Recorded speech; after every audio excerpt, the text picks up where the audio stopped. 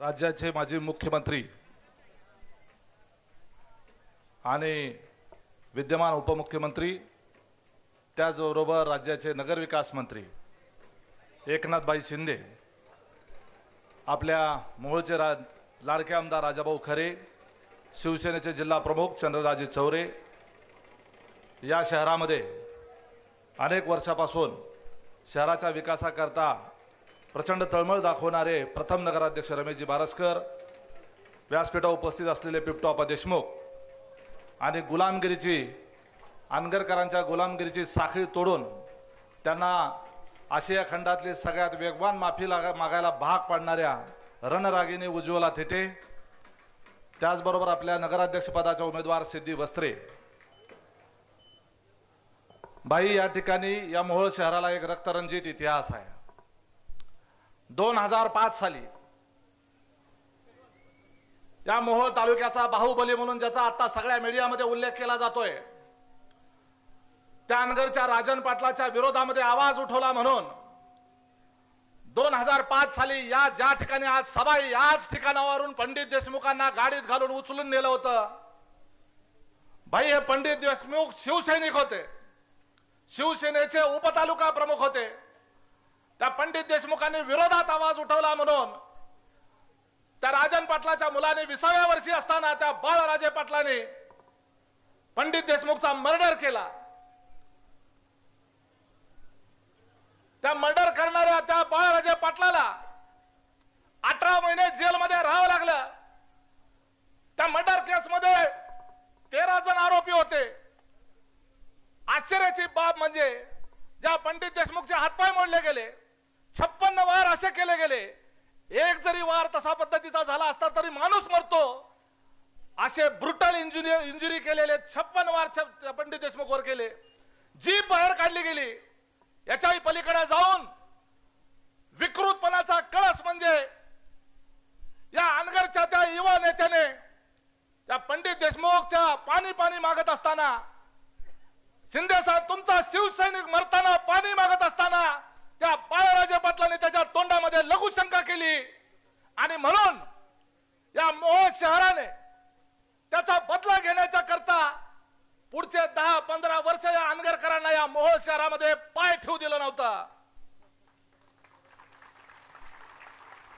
सगळा तालुका त्या ठिकाणी एका बाजूला, परंतु हे मोहोळ शहर जे आहे, इथल्या 72 शिवसैनिकांच्या जोरावर या अनगरकरांना इथं पाय ठेवू दिला नव्हता। परंतु दुर्दैवाची गोष्ट, या ठिकाणी शिवसेना म्हणून घेणारे शिवसेनेचे नेते यांनीच अनगरकरांबरोबर संधान बांधलं आणि आज त्यांच्या बरोबर संधान बांधून मिलीभगत करून त्यांना मदत करण्याच्या करता आमच्यामध्ये असलेल्या एकीमध्ये सुद्धा त्या ठिकाणी फूट पाडली। आपण मुख्यमंत्री होता, मुख्यमंत्री म्हणून या शहराला आपण जवळपास 201 कोटी रुपये दिले, नगर विकास मंत्री म्हणून तुम्ही 201 कोटी रुपये दिले।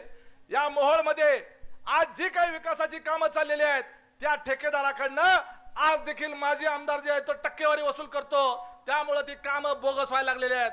माझी विनंती आहे साहेब, नगर विकास मंत्री म्हणून जी काही कामं चाललेली आहेत याच्या गुणवत्तेबाबतीत कुठली तडजोड नको म्हणून आपण याची इन्क्वायरी लावली पाहिजे।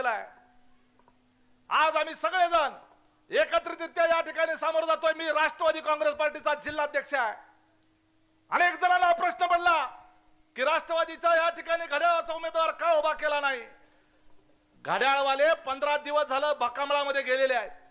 हे मोहोळ शहरामध्ये शिवसैनिकाची हत्या झालेली आहे, त्यामुळे या मोहोळ शहराचा खरा खुरा शिवसैनिकाचा बाणाच्या चिन्हावरचा ज्या पंडित देशमुखनं मरताना सुद्धा ज्याच्या हातामध्ये धनुष्यबाण होता, त्या धनुष्यबाणाचा आज नगराध्यक्ष या नगरपालिकेमध्ये बसला पाहिजे। आम्हाला महत्वाचं काय आहे, आम्हाला चिन्ह किंवा पक्ष हा महत्वाचा नाहीये, तर राजन पाटलाचा पराभव महत्वाचा आहे।